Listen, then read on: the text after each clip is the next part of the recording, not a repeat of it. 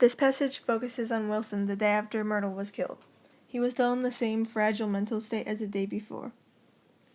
When talking to Michaelis, he recalled the time before Myrtle died, when he told Myrtle that God was watching her and he knew what she was doing. It shows that Wilson was really suspicious and he might have known what was going on with her having an affair. Michaelis spent a lot of time with Wilson, so he eventually fell asleep, but when he woke up, no one could find Wilson.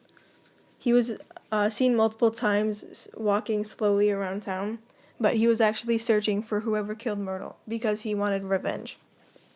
This passage contributes to the book as a whole because it represents the theme of the good and bad in the world and how the bad is always seen and known. The first device used is a colon circled in red. The colon creates a pause and it emphasizes the next sentence. There was not enough of him for his wife. This allows Fitzgerald to elaborate more on the idea that Wilson was a really lonely man and he didn't have anybody to turn to help him deal with his grief. Because if he wasn't even good enough for his wife, he wasn't good enough for anyone else. Next, there's repetition underlined in purple of Wilson telling Myrtle, "You may fool me, but you can't fool God." This repetition shows that Wilson knew or suspected that Myrtle was having an affair, and he was tired of being taken advantage of.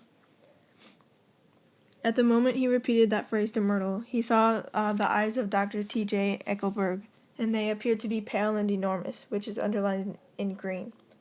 Fitzgerald used these specific adjectives, because they represent God's ability to see everything, including Myrtle's behavior. This is a common theme throughout the book of God seeing everything, including the bad in the world, but it's most strongly demonstrated here because it references Myrtle and her having an affair with Tom.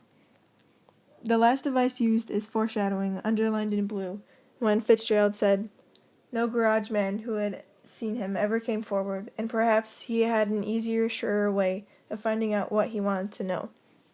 This sentence suggests that Wilson had done something really threatening or dangerous when he was trying to find out who killed Myrtle, since no one wanted to admit to seeing him in the garage.